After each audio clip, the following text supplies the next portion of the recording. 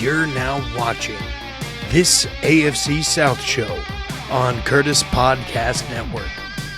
Hosted by Blake Bellamy, Isaiah Michelli, and Curtis Brown. Hello, everybody, and welcome to This AFC South Show number 59. This is going to be the reaction for all the weeks, or for all the games in week 3. And we got a full house tonight. Of course, I'm your host, Curtis Brown. With me, as always, is Blake Bellamy. And our new resident Jags fan, Isaiah Michelli, will be on the show for the foreseeable future. So, buckle in, and let's get into this show. So, my fantasy football teams are doing pretty good so far. Not going to lie to you. It looks like I'm going to win both games, even though somebody's still got Ezekiel Elliott to play. So I don't have much faith in Zeke to do much of anything, but I've been wrong before. How are you guys fantasy week looking? Pretty good. I still might go 4-0. The only one I'm kind of struggling in is the one, Curtis Podcast Network. I'm winning right now by 10, but he has Deebo Samuel and Brandon McManus, and I have George Kittle. So we'll see who scores more. Yeah. I just need Kittle to score 10 more than whatever they have. And then I should be 4-0 in the year. So I'd be 12-0 in the season. Hell yeah. Yeah. How are you, Isaiah? So unfortunately, in my $800 payout league, I am losing this week pretty bad. I had a couple players that got hurt or didn't perform like they were supposed to. But in my other friendly fans league that I have, I made a last-minute swap of a couple of players and put in Trevor Lawrence and James Robinson, and I had Kirk starting. And you all saw how that went. So yeah, I'm winning that one. Well, just kind of bleeding into it there, the Jags had an impressive day today. Like, any Jags fans out there should be thoroughly impressed and excited for what the Jacksonville Jaguars brought to the table and were able to execute against this. They're obviously not a Super Bowl favorite because the Bills are, but they're up there. They're one of the better teams in the AFC, and the Jaguars came in there and gave them an ass whooping they've probably not seen in a while. First things first, of course, Duval. I mean, we came in hot today. Even with an injured Herbert, I mean, he looked pretty comfortable out there, but he definitely looked a little uncomfortable at times. Jacksonville came out ready to go. Big game from Trevor Lawrence. Another week, no turnovers. James Robinson looks faster now than he did before he tore his Achilles. So they might have done some tweaking in there, a little adjustment. Just crazy game. The Chargers were down Keenan. Joey Bosa went down. That was big for them. But, it's just even with that, a lot of their superstars were still out there, but they were pretty hurt. Jacksonville put it on them. I think we're at a +8 or a +9 turnover differential now, which leads the league still. So, big week. Yeah, Jacksonville came out firing, really set the tone of that game. They really got to Justin Herbert early, and that really just let you guys just control the entire game. That's why you guys came away with that huge win. Yes, sir. What was the final rushing stats? I didn't really get a chance to look at those games. James Robinson hit 100 yards. Travis Etienne, so he was 17 rushes for 100 yards. Etienne was 13 rushes for 45 yards, and Lawrence had 3 scrambles for 7. Etienne also put 3 for 30 through the air, but it was an impressive week. Yeah, when you get the running game going like that, it really allows the defense to do what it does best, which is just kind of set the tone, and they're able to play a more ears back, kind of well-rested defense. You know what I mean? Yeah. No, for sure, because last season, our offense was 3 and out every time, so our defense wasn't that bad last year, if I say so myself. I mean, they were on the field, 60 plays, and the offense is out there for 30. I mean, them running the ball, extending drives, and that really gives the defense time, and they can just go ears back, like you said, at Justin Herbert and the quarterback every time. Is there anything that we can? Obviously Herbert's injury, we can point to that as kind of like maybe that played some sort of effect into this.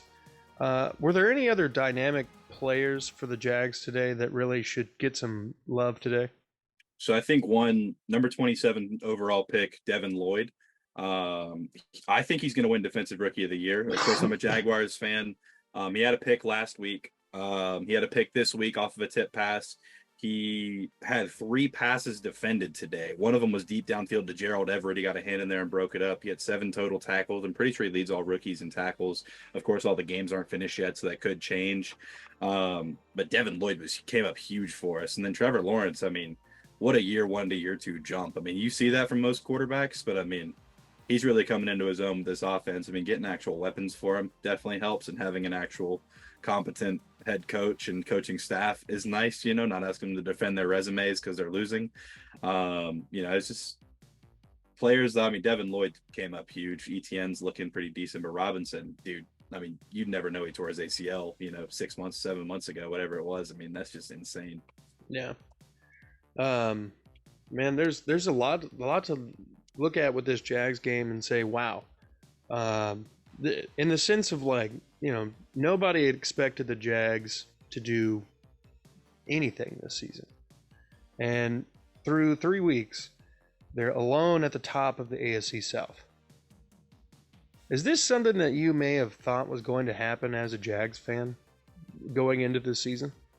See, and I'm one of the biggest Jags fans out there, and I'm constantly the guy that's like, oh, that we're better than they expect this year. I mean, like this year, I was going in a little more realistically. We got the weapons, okay, and I knew that, but it's not anything I expected, honestly. I thought the Colts were going to beat us. I mean, the injuries and stuff, I was like, it's still going to be a tough game. I mean, I knew the defense was going to be really good this year with who we added and everything, and but I mean, I was talking to somebody in the Facebook group chat the other day. I was saying I don't expect for us to win the division even after last week, but after this week and playing the Chargers like we did and actually moving the ball against that defense too, I mean, we're doing a lot better than I expected. But I did not expect us to have potential for a playoff run this year, and it's looking like that could. It's still early, of course, but it's looking like that could potentially be the case, and we could potentially lead the division. But it's still early. Still got 14 more weeks. Yeah, Blake, what do you think about the Jags right now? They look better than I expected, man. I remember when we were talking about the draft, we were high on Devin Lloyd, but we thought it was a bad pick going to Jacksonville just because they had so many needs that why middle linebacker? So I'm not doubting that he's doing really well, which he is doing great. And I am happy that you guys finally got a good middle linebacker because he could be pretty great. He could be like what Shaq Leonard was to the Colts at that time. So I mean, I'm glad you guys found really some gems in the first round, man. Good job. You guys are a lot better than I expected. I'm still not a believer in Trevor Lawrence. I do like your running game. Your receivers are a lot better. I mean, Christian Kirk, he's pretty good. And I always like Zay Jones, but he's fitting right in with that offense. So they're looking pretty good. I mean, they're only a few pieces away, and they could actually be a pretty good football team. I don't think they'll win the division. I still think the Titans will, but we'll see. As of now, I mean, you guys are the best in the division, so I got to give credit where it's due. Not to mention round 3 when we took another middle linebacker in Chad Muma. I know. I mean, yeah, you guys look good. And I saw that pick off that pick drill, but he's athletic as crap, man. Devin Lloyd, he's a good football player.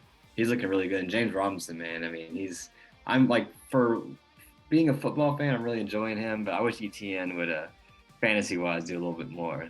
But, I mean, it's true, man. You got to go with the hot hand, and James Robinson, he's better. So you got to keep playing him. If you want to win football games, James Robinson's got to be RB1. Yep. Yeah, ETN at this point, I feel like he's just a really good backup and not 1B in a way. Yeah. I think he's a clear RB2 at this point, at least as of now, 3 weeks in. Well, who do the Jags have next week? Eagles. We play the Eagles. We're on the road in Philly, so that's another. I mean, they're the 3-0 right now. They look really good, so that's going to be a tough one. That's a good matchup, though. I mean, you guys have a really good defense, and they have a high-flying offense, no pun intended. But I think you guys could probably take that because I'm not a big believer in Jalen Hurts. He's athletic as crap, but he reminds me a lot of Lamar Jackson, and Lamar Jackson can't really win the big games. Not saying that Jacksonville is a big game. I mean, they're 2-1. They're leading in the South, so as of right now, they are a big team. So I'm excited for that matchup. Yeah, no, that I think that's definitely going to be a really solid matchup. I mean, as Isaiah put it in the last pod, Jalen Hurts is one of the top 3 quarterbacks in the NFL right now. So right now he is, yeah. We'll see how that holds up. I don't have a lot of faith in that. I mean, Joe Maintaining. Flacco's up there too right now. So like, Hey. not after today, but It's Flacco season. It is Flacco season. That's hey, just saying, preview to next season, not to go this far ahead or be in preview side, but Joe Flacco to the Colts, it's happening. I can feel it. He's the next retirement quarterback to come in there. He should have retired already. Oh yeah. Well, that's why he's going to go to the Colts, just like Phillip Rivers and Matt Ryan and yeah. All right, well, let's get into the next game. Let's get into Indianapolis getting its first victory of the season in a surprise stunner of a game against the Kansas City Chiefs. They end up holding the Chiefs to 17 points and winning by a final score of 17-20. So the Colts fixed some things. They clearly got the offense going in key moments, and the defense was able to do what it's supposed to do. And that is by far the best performance that they've had on both sides of the ball. Matt Ryan, I'm pretty sure this is his like highest QBR of the season at like 58.0, which, I mean, last week I think he had a 6.2 or something. So dramatic improvement. 27 of 37, 222 yards and a touchdown. That's not that bad. The problem that they still have is that the Kansas City Chiefs don't even have like what I would consider to be like a marquee pass rusher. And they got home on Matt Ryan 5 times. So the offensive line for the Colts is still in shambles, but somehow Matt Ryan got this one. And I have to attribute that to the defense. I would put Chris Jones in the like top pass rusher category in terms of fair enough. Inside lineman. He's really good. He's the one that actually took Herbert down last week. But I would say he's still up there. I wouldn't say he's like top 5 by any means, but he's definitely like probably top 10 or like right outside of it. I think he's really good for like an internal D lineman. Yeah, I totally forgot about him being on the Kansas City Chiefs. And that makes sense because they just signed him to like a huge ass deal not too long ago. Yep. Shouts Chris Jones. But this is huge for the Colts. It's huge to get some forward momentum. They needed this going into the Tennessee game next week just to kind of have a get-right game.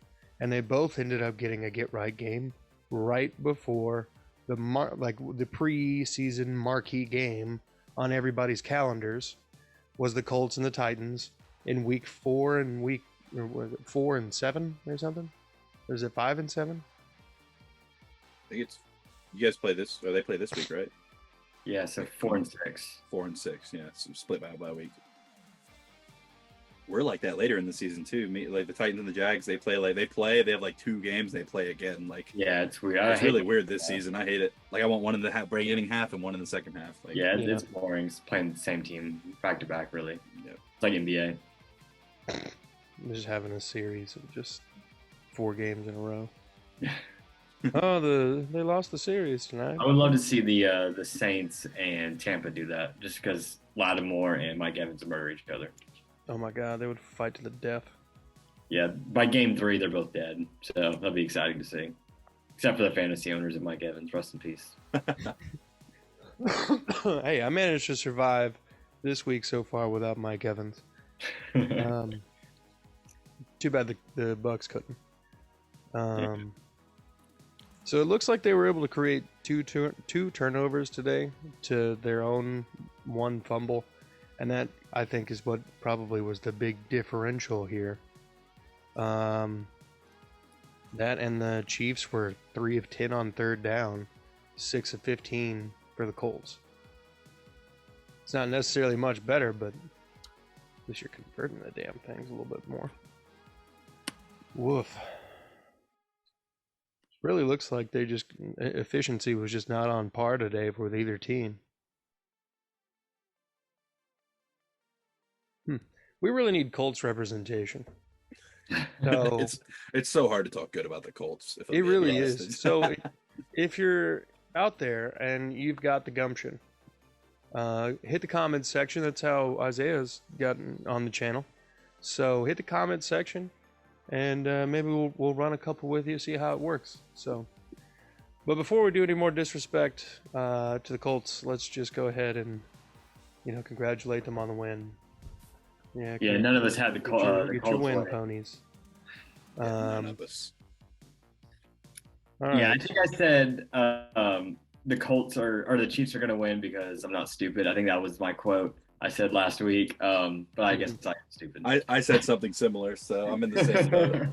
Yeah, no, I'm pretty sure we all breezed over that game. It was like, don't have to explain that one. Well, dude, I was clowning all the Colts fans that were saying like, "Oh, y'all are gonna be sorry when we beat the Chiefs this week, and you all get beat." I mean, we all won except for the Texans, but sorry, Curtis. It was the Chiefs look bad though. Like it really was. I think I said the Chiefs would have to lose and not the Colts would win, and that did happen because the Chiefs did just lose. Especially that interception at the end, just off the tip drill. That was bad too. Yeah, that fumbled a touchdown for the Colts was really clutch early. Like in the first, it was like off the first drive, the punt. Yeah, Sky Moore should have either fair caught that one or let it go out. But these rookie punt returns, man, they can't catch. It's bad. Well, they're trying to make a splash, They're trying to be like, all right, if I'm going to be on punt return, I'm going to be Devin Hester. So, all right, so let's move now to the Tennessee game. Playing the Raiders this week. Blake, tell us about your boys. Titans, they looked pretty good in the first half. They really controlled the game. The offensive line actually looked really good. Well, I wouldn't say really good. Really good considering everything. Yeah. Lawan's out for the year. Nicholas Petit-Frere is probably the best offensive lineman we have, and he's our rookie third-round pick, right tackle. And I really love it with him. Derrick Henry had a monster game. He can't catch to save his life, but he actually did pretty well in the receiving game today. I don't know why they kept throwing him the football, but Todd Downing is a terrible offensive coordinator. And I don't care if we won, he still needs to go, like today. He's really bad. Robert Woods showed up. Treylon Burks played a lot better than his stat shows, but he did have a really big drop on third down, which was bad. I like that a lot. Defensive side of the ball, we're terrible. Terrence Mitchell, we picked him up off practice squad from New England. And he was bad, man. He was so bad. He does not belong in the NFL. We played him over Trey Avery, who also does not belong in the NFL. But more importantly, we played both of them over former first-round pick Caleb Farley, who only played on the punt return. He was terrible. I mean, if you don't trust your former first-round pick, and you're bringing a guy who's been on the team for three weeks, I think we needed to go ahead and trade Farley, get a fourth, fifth-round pick out of him.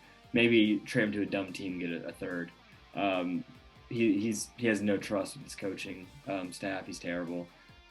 Our middle linebackers are god awful. We should have kept Jayon Brown. Rashad Weaver looks great. He got another sack, 3 sacks on the year, 3 sacks, 3 games. Big fan of him. Not Caleb Farley. Kevin Byard, who I'm rocking the jersey. First off, MTSU beat Miami. Shout out. And then he also, in his 100th game, he got a pick in the end zone. So, nice. Kevin Byard is picking up where he left off in his all-pro season last year.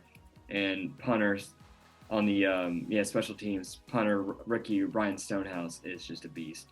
He's leading the NFL in punting, which is not something that Titans fans should brag about, but he does look really good and definitely a suitable replacement for Brett Kern.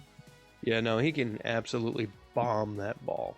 It's incredible seeing what he can do. Like, watching punting is amazing with him. Like, I hate when he's on the field, but also, like, when he's on the field, it's like, all right, I'm ready for this. Yeah. Like, all right, let's see how far this guy's going to bomb this. Yeah, it's pretty incredible. Like, he's probably going to be an all-pro his rookie season. So the Titans scored 24 points in the first half. And then 0 points in the second half.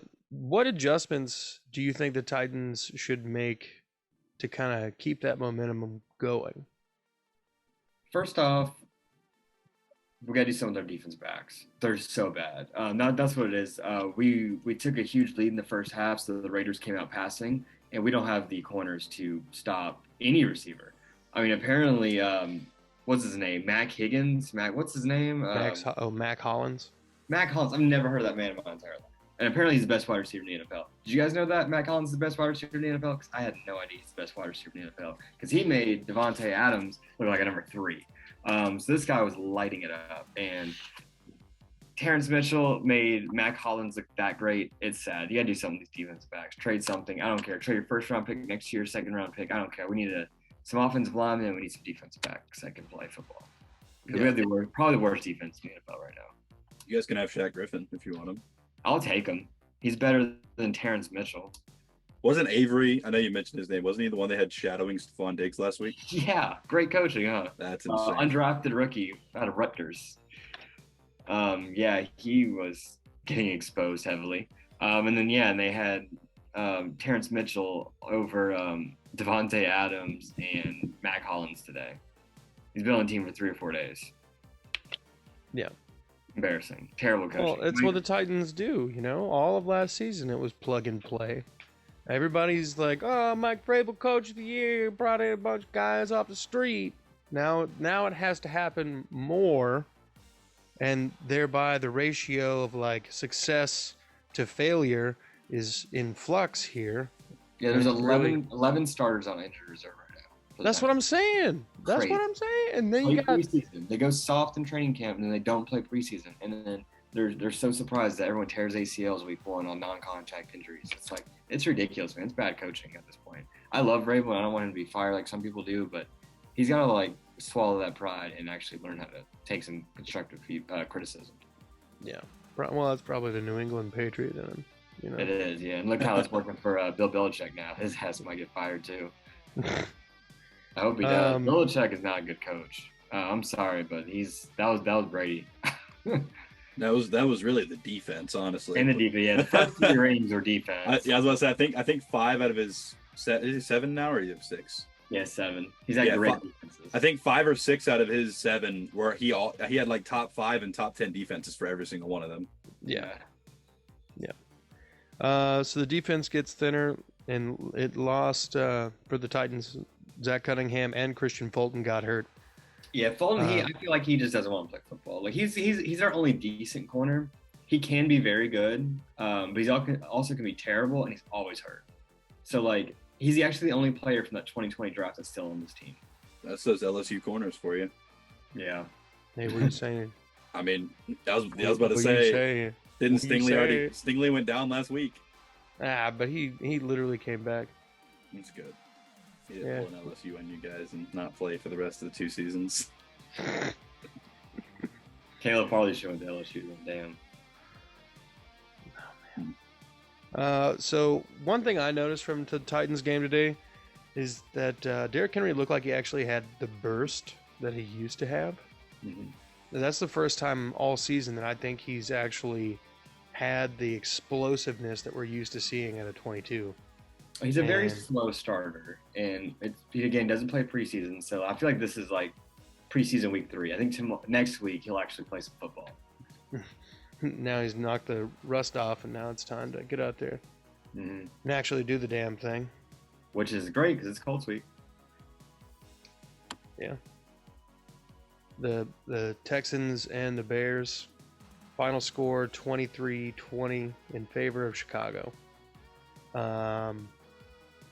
In my assessment watching the game, it looked like the defense was doing everything it could to not give the game away, because the Bears had like 200, almost 300 yards rushing. And so rushing stats against the defense are going to look fucking god-awful from now on. But Jesus Christ.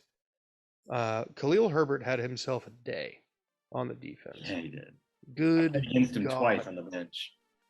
And I honestly thought it was going to be David Montgomery, but he ends up going out with injury early on. And I knew that Herbert was going to play some sort of factor today, because I know Fields can't throw the ball. And occasionally he was able to find some receivers for some decent chunks. I made some Alfredo. Thank you. So sorry about that. Alfredo season. You're good. I love Alfredo. Not Alfredo.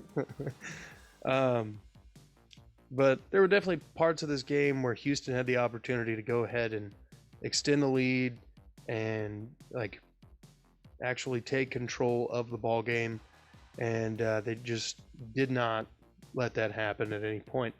It would be just one traumatic event on a drive would kill it, or we'd get down to the 40 and get sacked and fall out of field goal range. The offensive line outside of Tunsil and Kenyon Green is pretty suspect. So at this point, I'm on Blake's train of let's make some trades happen. Yeah. I mean, while I don't expect that anybody really thought the Texans were playoff bound or something, we needed to figure out who can play and who cannot play going forward. And we got a center now who's talking about retirement in Justin Britt just because he played like shit.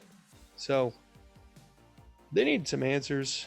They need to start playing other people at different spots or something, because what they got out there wasn't it. I'll say one of the bright spots on the offense today was definitely Dameon Pierce. Got his first rushing touchdown of his young NFL career. 21 attempts, 80 yards. Not too shabby from the young man. They had a lot of missed and broken tackles, and he's got a really nasty spin move. And if you haven't seen it yet, you should go out of your way to check out any sort of highlight of his from this game, because he hit some people like 3 times with the spin, at least the ones I can think of. But he's one hell of a young running back, and I'm excited for the Texans' future. But concerning that future, I don't think Davis Mills is going to be a long-term answer at any point. I think Mills' ceiling was kind of like in that range that I predicted earlier in the offseason, that he's either going to be Drew Lock or he's going to be like a Mark Sanchez, like a later in the career Mark Sanchez, or like a clipboard Jesus, Charlie Whitehurst.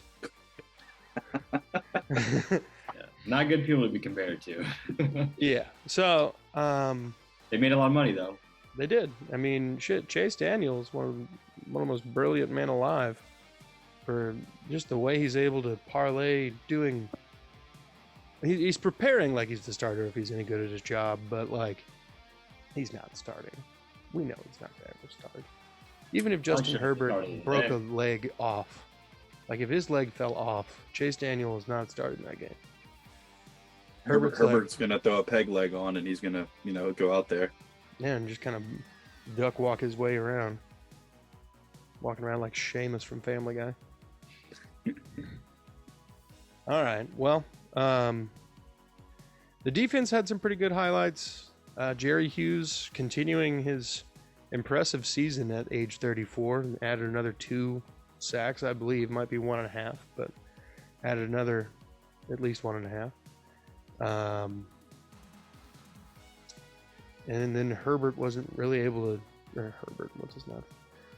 Justin Fields looked like he is also probably not going to be the answer in Chicago, because the man seriously cannot throw the ball. Like, there were a lot of passes that he threw today that were actually like overthrows. And if you look at the numbers, I think he only threw like 20 times. And then like half of those were complete. If that. The guy is He was 8 for 17, 106 yards and 2 picks. That's what I'm saying. Yeah. The guy is, look, if you're an NFL executive watching this show for some reason, maybe you're drunk or something, don't draft Ohio State quarterbacks.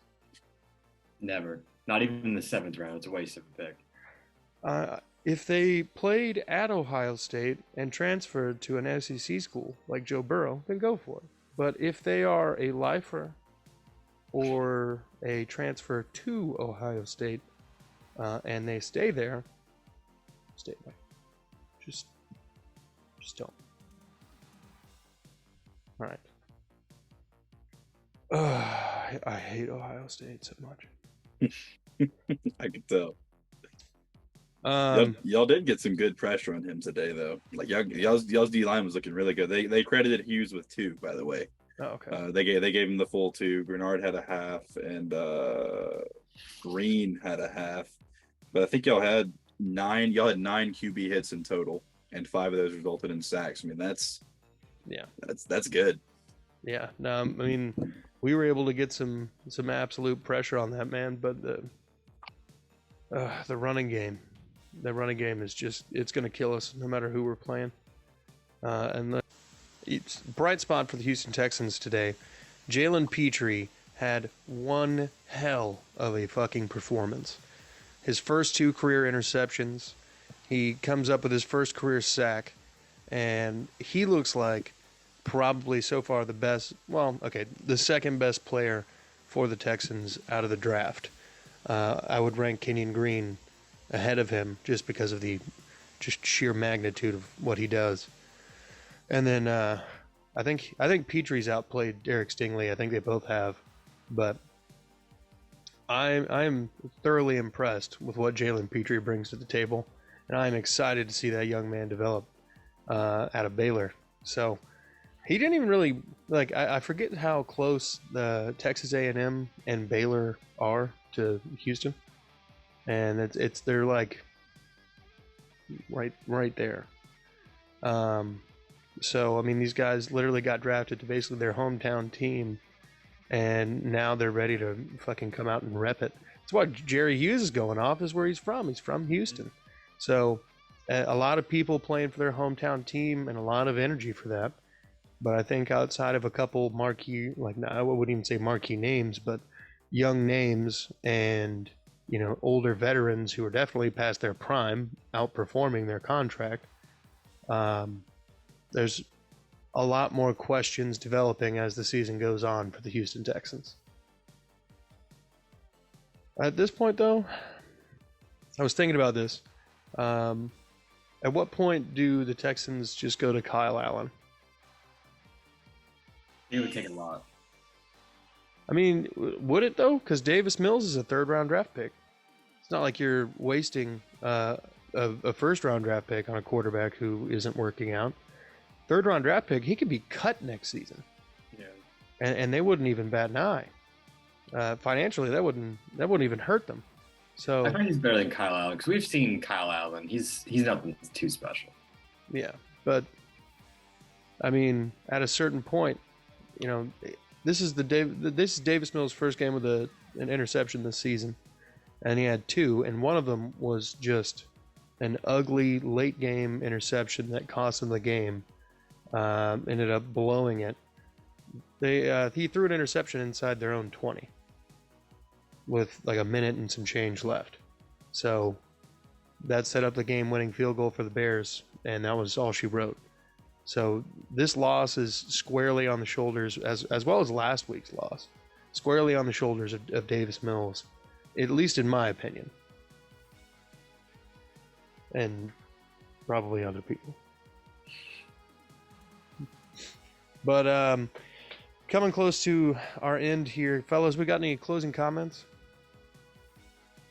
If Jacksonville and the Eagles play in the Super Bowl, the NFL is confirmed to be rigged. Because Doug Peterson versus the Eagles, I mean, it's confirmed. Well, I think that's one of the beautiful parts about what the NFL does. There's just, no matter what happens, there's a storyline. Oh, yeah. And a lot of people don't really, people who don't watch the NFL don't understand that there's already, storylines happening. Mm-hmm. So, I have friends who are, they help me do other video projects.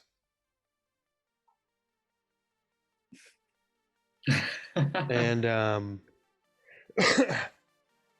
and they don't really watch the NFL, but they think that there should be a more professional wrestling style version of football, because they think the storylines of wrestling are pretty interesting, at least how the fact that they can do it.